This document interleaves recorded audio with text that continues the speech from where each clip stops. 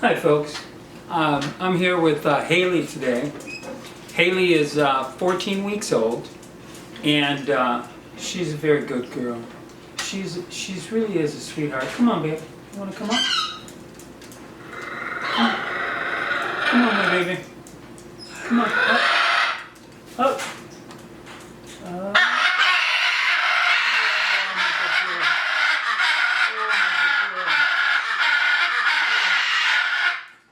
Hailey.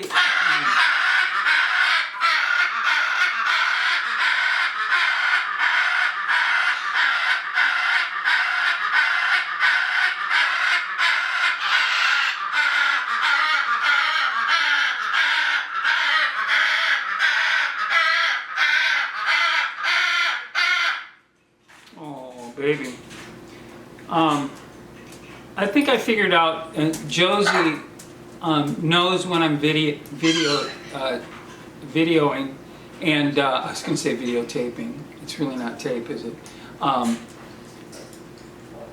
Josie has been quiet this morning until I turned the light on and the camera, and there is food in there. I just checked, and for no other reason than I can determine it is to ruin my video. To gain attention, or to what is it? I don't know. But folks, okay, Josie is quiet now. But this is Hailey. Like I said, Hailey is 14 weeks old. She's DNA sexed female Triton Sulphur Crested Cockatoo. And she is very much a sweetheart. She's every bit as sweet as Leah. As a matter of fact, they're like twins. It's so funny. It's so funny. They're such good babies. And it's so funny because they are so similar, and I have never had them in the same cage together. It's so funny. I mean, I don't know. I'm kind of amused at some of these things because of all their different little personalities. And you know, people who are with animals a lot, they notice the little nuances and a little bit differences of characteristics and things like that. And all I can say is Leah and Hailey, they're just two sweethearts. I decided not to, they're only a few weeks apart, like maybe 3 weeks or so, but I did not choose to cage them together. I thought, you know, usually I put them together, and which I've always determined before would help wean them by having the older one teach the younger one how to eat adult food. And then I always figured that this would, you know, shorten the time for the younger one, but actually put a little bit of a damper on the time for the older one. But what I decided to do this time was keep them in separate cages so that they didn't actually bond with each other, you know, so that I was breaking up sisters and things like that. So basically, I thought, let's try this. The cages are right next to each other, and I do think that they still teach each other from being next to each other. Like a lot of times, I'll see Leah down there eating, and then sorry. Oh, sorry, baby. And then I'll see Hailey down there eating, and so I think they're still picking up things from each other without that really close interaction with each other. And then they both really just, you know, get the interaction with me in the sense that I come to take Leah out, you know, and then I come to take Hailey out, and I can see them both kind of pacing in their cage at night, you know, when they want to be fed. They're still on one feeding a day, and I'm trying to wean them. And I thought, well, I think I was rushing it a little bit especially in Hailey's case because she's only 14 weeks old. So I'm thinking that really 18 weeks is my average, you know. Come on, babe. You're okay. You're okay.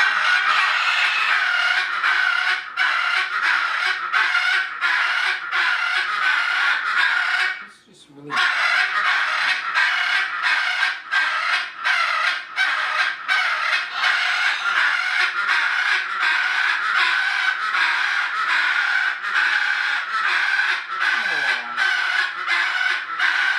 Is Josie noisy?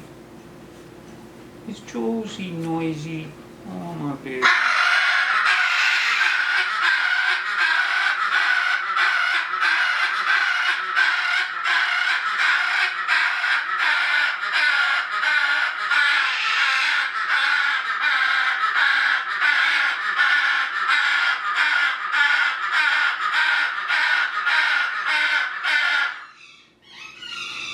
My cockatoos are not noisy like that. I think people over, like if you do internet reading, which I've done my share, I really disagree with, well, I shouldn't say that I disagree with it. I should just say that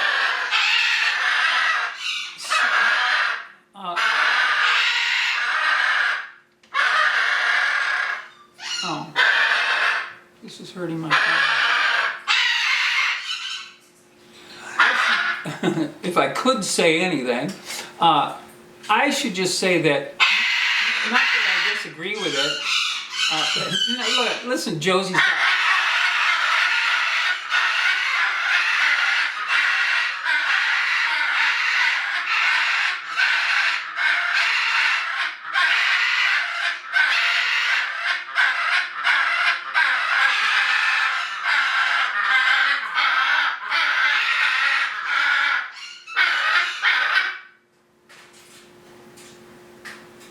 I wonder if it's my talking. I normally don't talk to myself during the day. You know, I'm listening to videos and I'm, you know, I talk to the dogs a little bit, you know, like, but there's something about the video.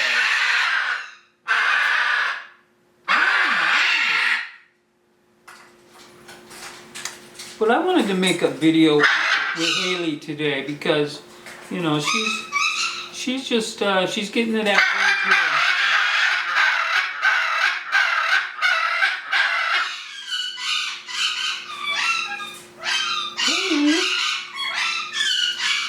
she's getting to that age where we need to start finding a home for her, and so it's like I really need to show people about her, you know. But Josie is bent on just making the news. Come here, baby. Come here. Come here.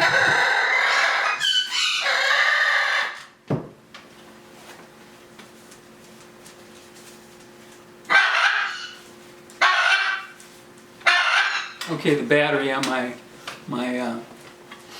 light just went out. Let's leave the camera on Hailey for a second.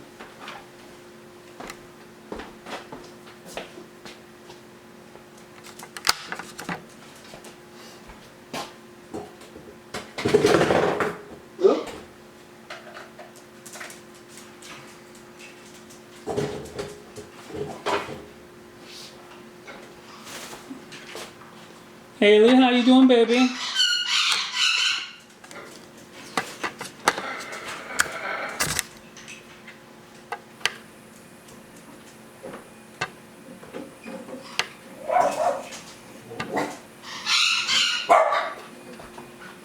Here we go. Okay, how are we doing? We're back at it, and you being my good girl? Huh?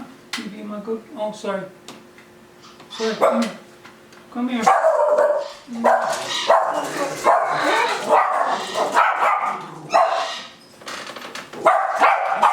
I'll tell you what, it's a noisy Monday here today.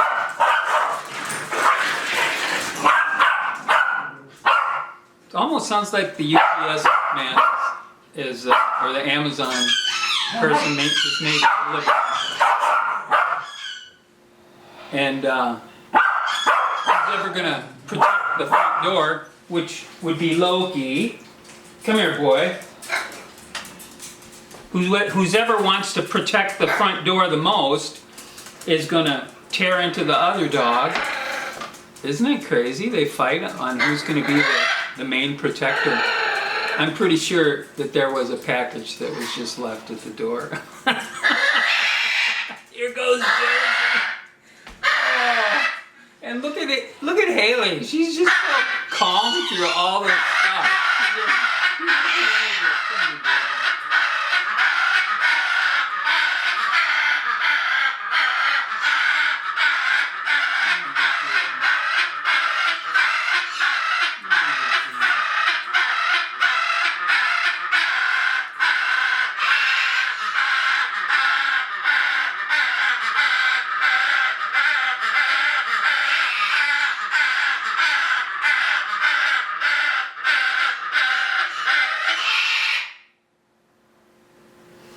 Well, you know, I really wanted to make this video with Hailey today, and Josie is just bent on making the most noise that I've ever really heard in a long time.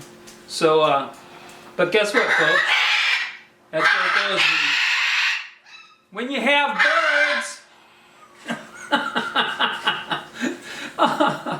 Oh my, sometimes like this, as soon as I pick up the phone and want to have a phone conversation, you know, it's like...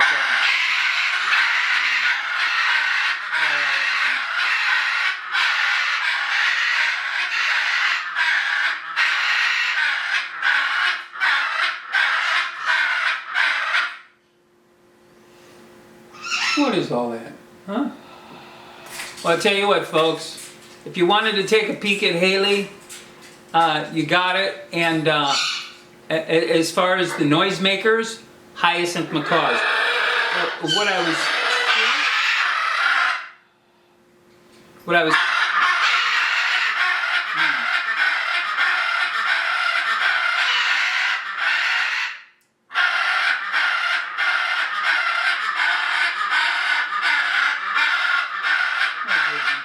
oh, baby. Oh, you my baby? What I was trying to say was about the noisemakers being the cockatoos.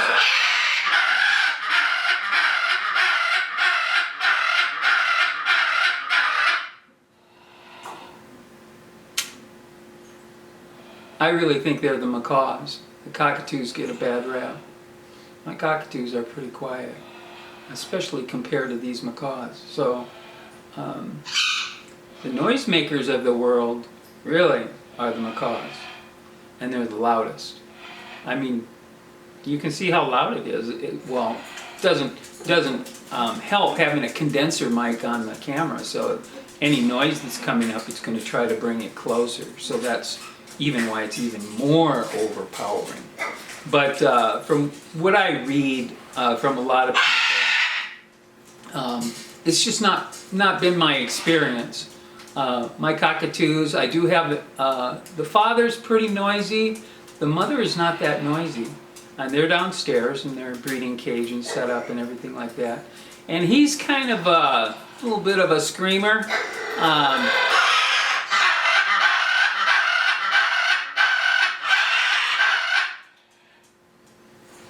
But I mean, yeah, if I had the windows open, you'd be hearing that a block away, you know. Fortunately, I'm in a cul-de-sac, and I've got, I don't know, about half an acre, a little more than half an acre here. So I don't have to worry about the neighbors too much. I don't think they can You could hear it probably if you were outside, but you can't hear it in your house, so I know I'm not bothering anybody. And but anyways, I'm determined to get this video in for Hailey's sake. And like I said, we're going to be looking for a new home for Hailey, and she's 14 weeks, so she's still got another month or so before she's weaned. And you know, for you folks who want to get a baby that's never been mishandled or, you know, taught bad habits, this is your chance, really, because my babies are the best babies. My children are the best children. Isn't that funny how parents are? But no, my babies, they are the best babies. You go look around, you're gonna find my babies are the good babies. Aren't they, baby? Huh? Aren't they, baby? Yes, they are. They're the best babies. Yes. And Hailey is such a good girl. She's a good girl. Yes, she is. And she loves being out. She loves being held. She loves, she comes up on her wooden perch here to the cage when she just jumps right on it when I go to grab her out. She's eating pretty good. She's eating her fresh foods and her adult food, and she's doing real well. So I'm not gonna rush the weaning on her. I kind of was gonna wean her at the same time as Leah. I decided to not do that. I'm gonna give her some space. I'm gonna give her an extra 3 weeks as her age is, you know. And Leah, I'm gonna slow down a little bit too, because I know people get anxious. Leah has a new home to go to, and but I always have to think of the birds first. So sorry about that, folks. The birds do come first, and how they're reacting, and everyone's a little different. And I think especially these sweet, gentle ones, sometimes you have to be careful you don't try to wean them too fast. And it just takes judgment and experience, and also reading what's going on. Like, I'm trying to skip a feeding at night, and I just see them so antsy. I'm in the kitchen at maybe midnight, and I see them going back and forth on their perch, and they're just so antsy to come out and eat. They're not even really begging, but I can just sense that, you know, I think they really need that comfort feeding at night. So I'm gonna, now if I came in and they just sat there on the perch and really didn't start moving around it much, I say, okay, I'm not gonna wake them up, you know, to be fed. But if they're really active, I kind of take a little bit of a clue from that and say, yeah, let's extend this period of weaning a little bit. And it is kind of difficult, especially with the bigger birds. You really have to read their cues and kind of follow their what they're trying to tell you. And they'll let you know when they're full enough already from what they ate normally. And but if they're kind of desperate to be fed, I mean, give into it, you know. It's just you don't have to force the issue, you know, especially when it's the matter of just a week or two. You know, okay, we have an average time, and if you look up on Google, you'll see the average weaning age for a cockatoo is 18 weeks. But that doesn't mean 20 weeks is terrible either. And I've had some, you know, pretty close to 16 weeks go a couple weeks early, and but that's not the norm, you know. And the norm is 18 weeks or a little bit longer, actually. So they're big birds, they got big personalities, and look how sweet she is. She's just watching me, she's listening on, and Josie finally decided to be quiet, give me some peace at the end of the video. So, folks, thanks for hanging in there with me, if you did. Thanks for listening, and thanks for watching. And Hailey, thank you for being a good baby. Yes. Thank you for being a good baby. All right, folks, take care.